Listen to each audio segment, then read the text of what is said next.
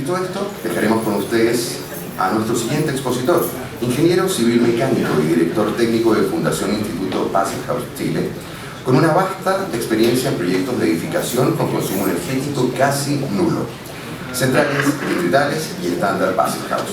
En esta oportunidad abordará los desafíos en nuestro país y la primera experiencia en proceso de certificación oficial para un edificio residencial en Chile. Recibamos por favor con un fuerte y afectuoso aplauso a Rolf Tiede. Buenos días a todos. Yo no soy bueno para las exposiciones. Me cuesta un poco en expresarme en público. Pero para contextualizar un poco toda la exposición, les puedo explicar que yo nací en esta ciudad, tengo muy buenos recuerdos, pero también tengo unos recuerdos bien malos que los tengo grabados en mi mente. Y que en mi infancia yo sufrí mucho asma en esta ciudad. Y recuerdo muchos episodios en que terminé en la clínica, en el hospital, estamos hablando 40 años atrás, como 48 horas, entre los 8 y los 12 años. Y esa fue una de las razones por qué después de terminar la universidad me fui a Valdivia, alejado de la ciudad, estamos en una zona sin contaminación, y los problemas de asma se me fueron completamente. Obviamente una casa bien aislada, bien ventilada. Pero me pasó algo muy especial hoy día. Llegamos aquí temprano, 8 de la mañana, varios de aquí deben conocer este aparatito, ahí la familia Ver, seguro la conoce. Yo esto algo que traje de Valdivia y está vencido porque ya no lo ocupo, pero hoy día llego aquí a las 8 de la mañana y me da la ganas de usarlo. Y cada vez que vengo a Temuco lo traigo porque siempre me pasa lo mismo. Yo creo, no sé, algo se desarrolla en el cuerpo humano cuando está a ciertos niveles en el fondo de contaminación, y si hoy día miramos los índices de material particulado hoy día, seguro que a esa hora de la mañana uno sentía el olor a humo. Usted a lo mejor está más acostumbrado, pero el que viene de afuera y llega se siente el tiro. Y a las 8 de la mañana el olor a humo se sentía y tuve que inhalarme 2 veces. Lo más seguro que el nivel de material particulado 2,5 a lo mejor está sobre los 200 o los 300 microgramos metro cúbico. Lo que si lo vemos los estándares es de una alerta importante. Es un poco para contextualizar. Y ahora partimos en el fondo con todos los proyectos en el fondo, que nos vamos a centrar hoy en 2 proyectos. Un proyecto que está en construcción en Santiago y otro proyecto que está en desarrollo, que se está desarrollando en esta ciudad, que son 12 edificios con central distrital. En la imagen pueden ver 7 proyectos.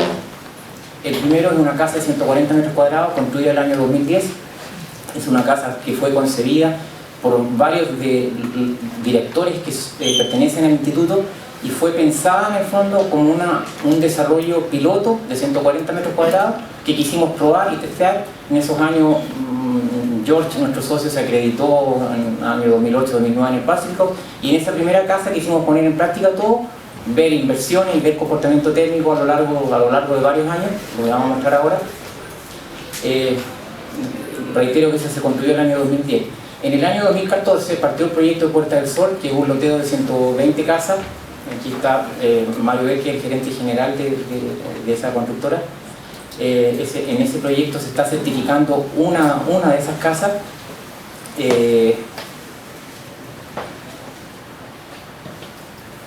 La casa piloto, que fue construida en el año 2010. Aquí, si se dan cuenta, hay un registro de 43 días de temperatura. Las temperaturas mínimas en Valdivia están cercanas a los -3 en ese año, estamos hablando del año 2010. Un periodo bien frío, entre junio y julio, 43 días. Y si se dan cuenta, la temperatura en uno de los recintos de la casa a lo largo de esos 43 días no baja de los 19,5 grados, sin ningún tipo de calefacción, solamente con el recuperador de calor.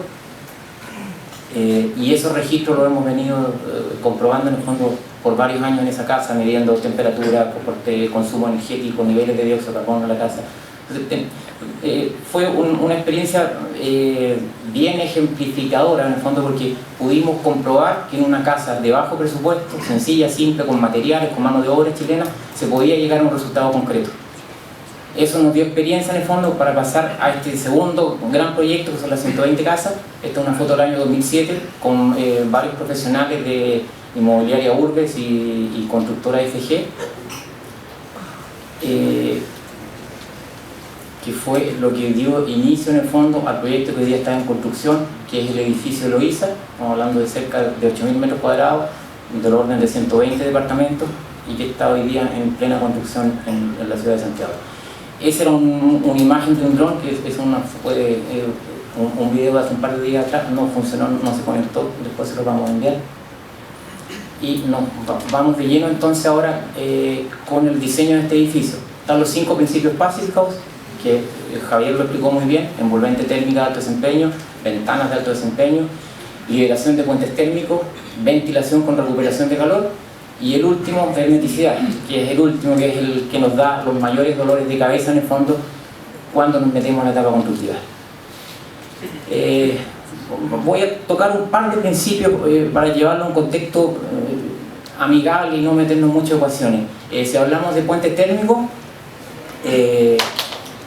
aquí tienen una imagen del aislante térmico por fuera, hormigón, el vano apoyado en el hormigón, y si se dan cuenta, en el fondo ahí se produce una interrupción de los colores. Ahora, quiero aclarar algo: el color rojo son 20 Celsius, el color más oscuro, el violeta oscuro, es 0 grados. Entonces, los distintos colores son distintos niveles de temperatura. El color amarillo son 13 Celsius, el color celeste son 12, y así va bajando. Entonces, cuando nosotros vemos una termografía y el arco iris se genera en el aislante, está bien, pero cuando ese arco iris se mete a nuestra estructura, no está bien. Entonces, el puente térmico se ve reflejado en esa termografía. Ahora, en términos de impacto para el edificio, los puentes térmicos del vano para un edificio en características, si consideramos por ejemplo un edificio de 1000 metros cuadrados en Temuco, con cierta cantidad de ventanas, cierta cantidad de envolventes, el puente térmico de todos los vanos de ese edificio va a bordear los 3 kWh año metro cuadrado, que es bastante poco, dependiendo del contexto donde lo miramos. Entonces, el puente térmico de un vano viene a ser más o menos como si estamos con una ropa para ir a la nieve y nos sacamos un guante. Eso pesa más o menos ese puente térmico. Si nos vamos ahora a una terraza, ese puente térmico es mucho más fuerte en términos de impacto. En el mismo edificio, si el puente térmico del vano eran 3 kWh año metro cuadrado, el puente térmico de la terraza va a ser entre 5, 6 y 7 kWh año metro cuadrado, un puente térmico mucho más fuerte. Ahora, si lo llevamos a un símil y lo comparamos con un ser humano, con la ropa que ocupa, acuérdense, el puente térmico del vano es como sacarse un guante, el puente térmico de la terraza es un poquito más fuerte, es como sacarse una bota y las calcetas y pisar la nieve. Recuerden ese ejemplo porque al final de los dos edificios que vamos a mostrar, vamos a llegar a una conclusión bien interesante. Pasando al siguiente principio, que es la envolvente térmica de alto desempeño, aquí vemos un navegador del edificio, que es un corte representativo del edificio. Está la zona habitable de los departamentos, están los 3 subterráneos que básicamente son estacionamientos, y si se dan cuenta, la envolvente lo que nos exige Pacific House es aislar en el fondo toda la envolvente, muros, techo, piso, pero hay que hacer un tratamiento especial a todas las zonas comunes, y en este caso se tuvo que aislar en el fondo todos esos volúmenes que conectan las cajas de ascensor y las cajas escaleras. ¿Ya? En el caso, aquí tienen a la izquierda de ustedes, a la derecha de ustedes, perdón, los 2 ascensores, ¿sí? La zona de escalera, y toda esa zona está aislada, pero también se tuvo que generar especies de esclusas térmicas para garantizar que no tengamos infiltración en esos volúmenes verticales. O sea, por un lado tenemos la envolvente, la hermeticidad del edificio, pero las zonas más vulnerables en el caso de los edificios para el tema de la hermeticidad son las zonas comunes. Entonces, la preocupación máxima hay que ponerla en el fondo en estas zonas verticales, y ese tratamiento hay que hacerlo en todos los niveles.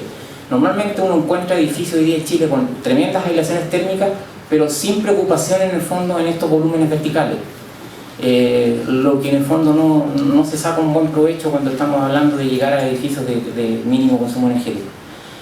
Nos vamos a ver un zoom, hacemos un zoom en un par de detalles constructivos. Tenemos el detalle de la cubierta, estamos hablando aquí, estamos cercanos a los 28 centímetros de aislante en la cubierta. El muro estamos con 18 centímetros. Si se dan cuenta, hay un retorno total en la aislación, y en el tema de los marcos de las ventanas, si se dan cuenta, hay una liberación de los puentes térmicos acá. Esta es una especie de alero que tiene en la cubierta. No hay conexión en el fondo entre el alero y la estructura de hormigón. Y si se concentran a la derecha, después vamos a ver si se sumen más detalles porque tiene hartas cosas importantes relativas a la hermeticidad. Este es un muro exterior, pero no de hormigón armado, sino compuesto de una tabiquería de metalcón. Si se dan cuenta aquí, el ¿cómo se llama? El marco de la ventana no está en la estructura del muro, sino que está en el plomo del aislante, está dentro de la zona del aislante. Y eso se hace principalmente para cortar ese puente térmico, cortar el puente térmico de sacarme el guante de la nieve. Hay temas estructurales que resolver, lo vamos a ver en los siguientes detalles, y hay todo un tema de hermeticidad clave de resolver ahí. Este edificio cuenta con un sistema de ventilación, con recuperación de calor. Si se dan cuenta, este es el recuperador de calor, que es un intercambiador de placas. El flujo de aire viene de afuera a 0 grados en un día crítico. Desde el baño se toma 20, se produce el intercambio de calor cruzado acá. Entonces el aire frío a 0 se precalienta con el calor del aire de extracción que tomamos de baño y cocina. Entonces el aire que viene a 0, si sigue la flecha azul, intercambia calor y sale aquí a 19. Entonces si el aire parte en 0, llega a 19, y el aire que sacamos del baño parte en 20 y termina en 2, tenemos una eficiencia en el intercambio de calor superior al 90%. Ese vendría a ser todo el sistema de climatización del edificio. Climatización me refiero porque tenemos ventilación y la calefacción por el aporte de la recuperación de calor. Inicialmente el edificio estaba proyectado con un sistema de ventilación de calor con el equipo individual, en el fondo en cada departamento, algunos en los baños, otros en ciertos algunos en la cocina y otros en baños, y una red de ductos en el fondo que inyecta el aire a los dormitorios y extrae, el color rojo, extrae de baños y cocina, y ahí se produce el intercambio de calor. Hoy día llegamos a esta configuración de ductos que ya no tenemos un equipo recuperador de calor en cada departamento, sino que hay un equipo en la vertical que alimenta del orden de 15 a 20 departamentos. Entonces arriba del edificio en el fondo hay 4 o 5 unidades de intercambio de calor y cada recuperador de calor alimenta varios departamentos. Por el tipo de departamento, en el fondo, que no son pequeños, entre 40 y 70 metros cuadrados, en el fondo la reducción de inversión con ese sistema es importante. A lo mejor esto conviene en departamentos más grandes, sobre 100 metros cuadrados. Retomando el tema que habló George al inicio, aquí tenemos los distintos niveles de hermeticidad del manual, yo no alcanzo, es difícil leerlo acá, manual de hermeticidad de edificación, proyecto FONDEF, del CITEC, de la UBB, de CONI, de la Universidad Católica. Están los distintos niveles de hermeticidad a 50 pascales, el globo este se ha hecho, y el promedio de las edificaciones, de las casas en hormigón llegó a un valor 9, en albañilería 11,6. El promedio en Chile, considerando todas las construcciones hechas en tal año, creo que ensayaron del orden de 300 unidades, llegó a un promedio general de 12,9. 12,9 significa que si tengo una casa de X volumen, 12,9 veces ese volumen se infiltra por la casa cuando lo sometemos a 50 pascales. Quédense con ese valor, el 12,9. Si hacemos una comparación entre el promedio en Chile, el 12,9, la exigencia del PDA, y aquí centrémonos fuerte porque aquí una de las cosas fuertes que se está haciendo para descontaminar nuestra ciudad es todo lo que está en el PDA. Pero centrémonos en ese número porque a eso tenemos que llegar a la conclusión final. Y la exigencia del PASCAL, que es 0,6. O sea, como ven, las diferencias son bastante fuertes. O sea, bajar de 13 a 7 es una exigencia importante. O sea, hay un trabajo notable ahí de todo lo que se hizo para llegar a eso. Pero si lo comparamos con llegar al estándar 0,6, es muy exigente. Ahora, hay que pensar que en muchos países en Europa las exigencias están un poquito más allá que Passive House. 1,5, 2, 2,5. Passive House es la más exigente, pero hay muchos países que la exigencia es un poquito más allá que la del Passive House. Lo que demuestra que la exigencia 7, a lo mejor la exigencia no es tan fuerte. Ya, y aquí me está dejando de lado la tecnología y no quiere correr esta cosa. Ya. Volviendo a la hermeticidad, estos son fotos de hace 10 días atrás. Si se dan cuenta, aquí está el muro de hormigón. Hay unas garras de anclaje que están diseñadas en el fondo para recibir, recibir toda la ventana. No está puesto el aislante todavía, y aquí estamos los primeros ensayos de hermeticidad que estamos haciendo a las primeras ventanas que instalamos. El ensayo de hermeticidad final que hay que hacer en el edificio se hace el edificio completo, o sea, se abren todos los departamentos, todas las piezas, se cierran todos los volúmenes de escala y a todo el edificio se hace el globo. Pero nosotros, para ir probando el desempeño en el fondo de la construcción, vamos probando en cada piso, en un par de ventanas, cómo se va comportando el blower. Y así vamos probando distintos tipos de barreras de hermeticidad que hay que colocar a las ventanas y distintos tipos de sellos que hay que colocarle. Aquí está George haciendo el blower test inicial. Si se dan cuenta, aquí está el bastidor que se preparó para colocar el blower, y se hizo un tabique de polietileno en el fondo para en la primera ventana sellarla totalmente y hacer el test exclusivamente en la primera ventana en un recinto bastante pequeño. Esta es la ventana, si se dan cuenta, está colocada en el exterior del edificio, o sea, está colocada en esas garras, y esa rendija en el fondo es lo que hay que sellar y colocar las barreras en el fondo necesarias para producir el sello total. Ahora, si hacemos un zoom un poquito más grande del detalle que vimos delante, aquí está la tabiquería metálica, el tabique compuesto por terciado OSB, aislante 18 centímetros, un ACE. El color amarillo ahí es una membrana que se coloca para garantizar hermeticidad. Todos los tabiques en el fondo tienen el gran problema de la hermeticidad, entonces para garantizar que quede totalmente hermético al aire, a la infiltración del aire, y hermético también a los flujos de vapor, se coloca aquí una membrana que es una barrera de vapor, es un retardador de vapor, pero también muy importante es la barrera de hermeticidad final que tiene nuestra envolvente.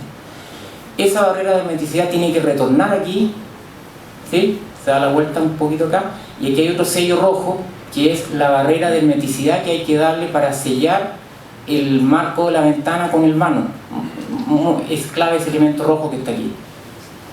Y ahí está la garra, y ahí está finalmente la garra de anclaje, pero pongan atención por favor, eso que es lo más importante: barrera de hermeticidad acá y la barrera de hermeticidad en el perfil de la ventana. Si nos concentramos en los costos unitarios energéticos en Ñuñoa hoy día, en julio de 2019, el BT1 en sobreconsumo, la tarifa BT1 es la que tenemos todos en nuestras casas, en nuestros departamentos, estamos hablando de Santiago y Ñuñoa, del orden de 105 pesos el kilowatt hora. O sea, si tenemos una resistencia eléctrica de 1 kilowatt, en una hora va a gastar 105 pesos.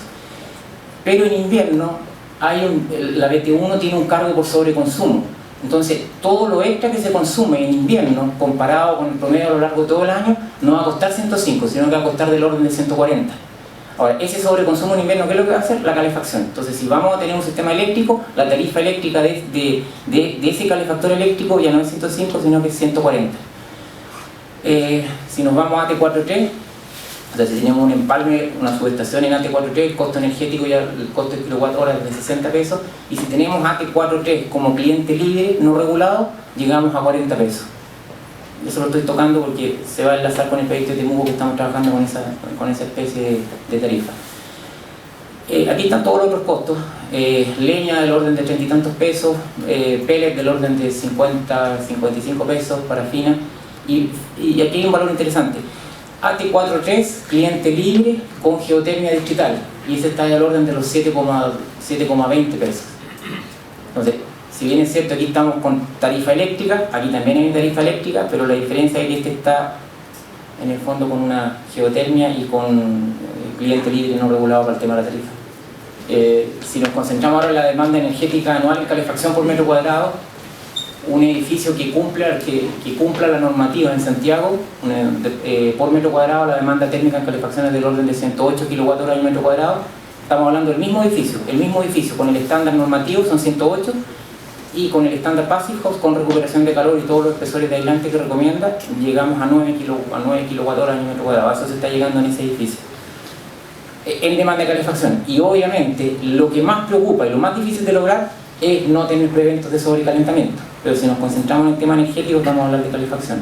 Pero antes de eso, lo más importante es garantizar en el fondo que no tenemos sobrecalentamiento en verano, en especial en Santiago.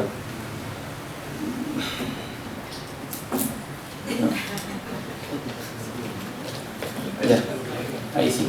Entonces, partimos con costo unitario, después demanda energética específica, y ahora pasamos al costo operativo anual.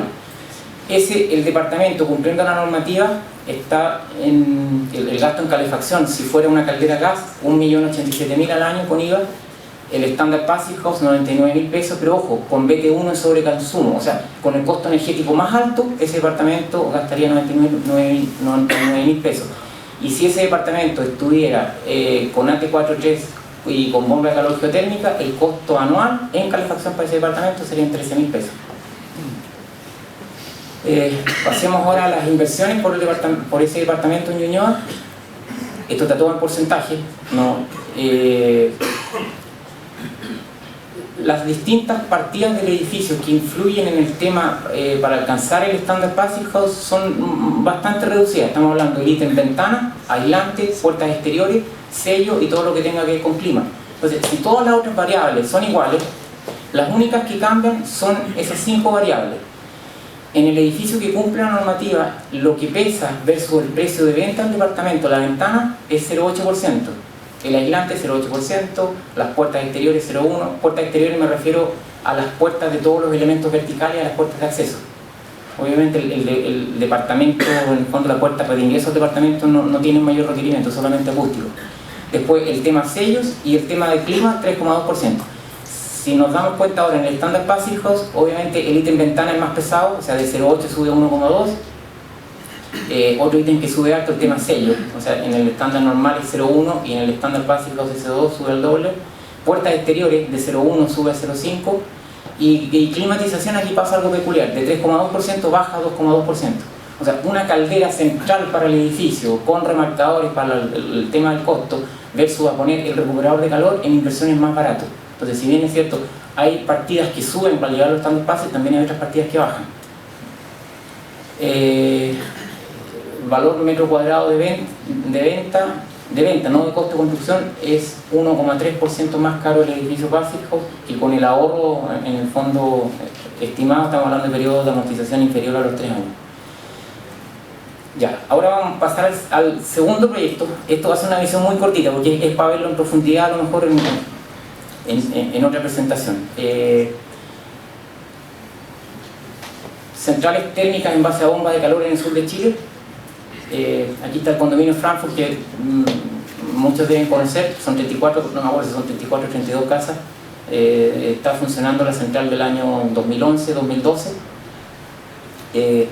Condominio Los Pablos de Chile Verde Nuevo, son 6 edificios, que están en construcción 3, y esos edificios en el fondo están diseñados con bombas de calor, aire-agua en el fondo para la calefacción y para el agua caliente sanitaria.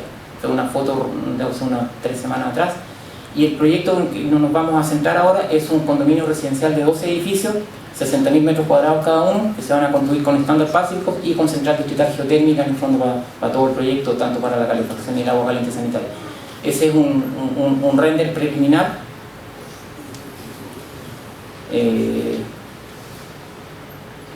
¿Sí? Ese es el tendido de ahí está la huella en el fondo de los 12 edificios.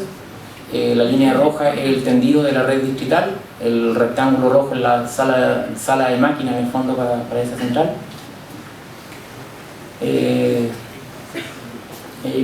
Una imagen de cañerías distritales que son apropiadas para esto.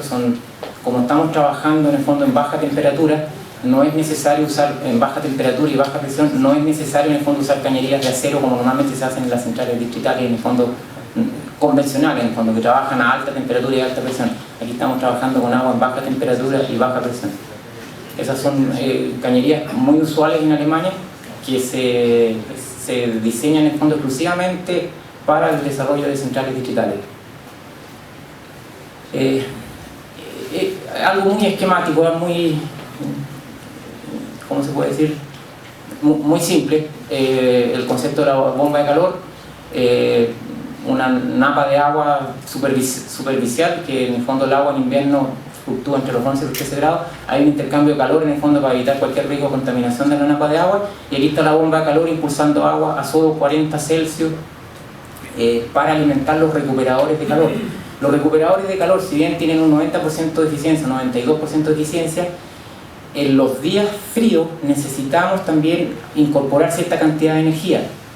Inferior, los 15 kWh en el fondo que nos comentaba Javier, es la demanda en calefacción que se exige cumplir para Passive House. No es que Passive House no necesite calefacción, no.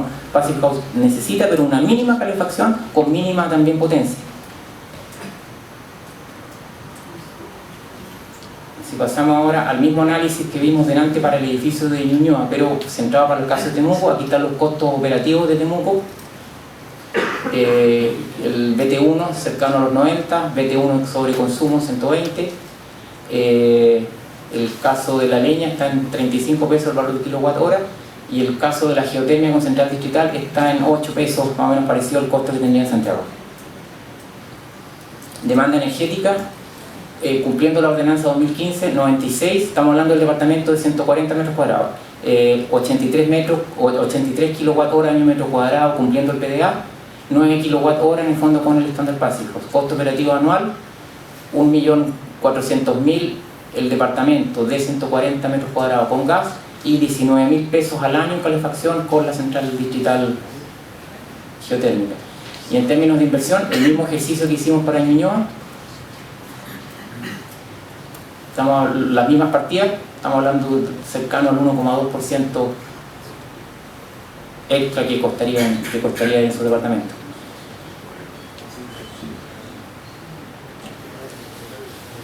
En cuanto a los desafíos de los proyectos Passive House en Chile, me voy a centrar, hay varios, pero me pasé en tiempo, me voy a centrar en uno, y aquí vamos a retomar. Quiero que recuerden cuando partimos mostrando el puente térmico de la mano y el puente térmico del personaje sin bota. Esto tiene relación con Blowertest, que para nosotros, para Passive House en el fondo, y creo también que independiente que sea Passive House en cualquier estándar, debería ser nuestra prioridad, en especial en el fondo de nuestra ciudad, que queremos y buscamos en el fondo descontaminarla. Si hacemos un símil y jugamos con un par de números, el puente térmico del vano que mostrábamos al inicio para un departamento tipo, la demanda térmica de todos esos vanos, en todo el edificio, es del orden de 3 kWh año metro cuadrado. Si eso lo analizamos con el índice CLO, el índice CLO viene a ser como la resistencia térmica de nuestra vestimenta.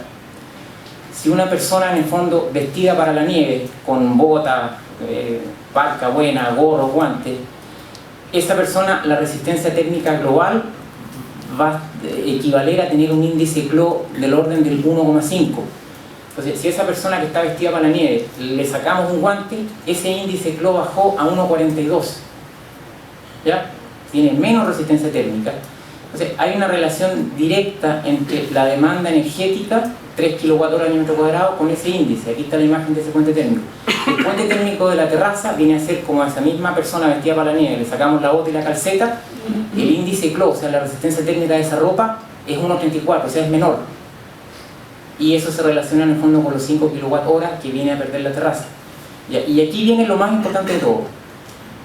Nuestro PDA establece una exigencia al día de hoy teórica, no hay que ser Blowertest, basta con que hagamos un cálculo teórico y justificar que nuestro Blowertest teórico va a llegar a valor 7. Si ese valor 7 nosotros lo sometemos a cálculo en el PHPP, esa demanda energética del Blowertest 7 es del orden de 43 kWh año metro cuadrado. Y si eso lo comparamos más o menos con los índices CLO, el puente térmico es sacarse un guante, sacarse una bota es la terraza, y tener un Blowertest 7 equivale como a estar totalmente desnudo en la nieve. ¿Qué quiero llegar con esto? Que si no atacamos la hermeticidad de los edificios, si no nos concentramos en generar realmente una exigencia para la hermeticidad de nuestras edificaciones, todo el esfuerzo que hagamos en liberar puente térmico, en colocar más aislante, en colocar bomba de calor, en colocar distritales, la estamos botando a la basura. Eso sería todo.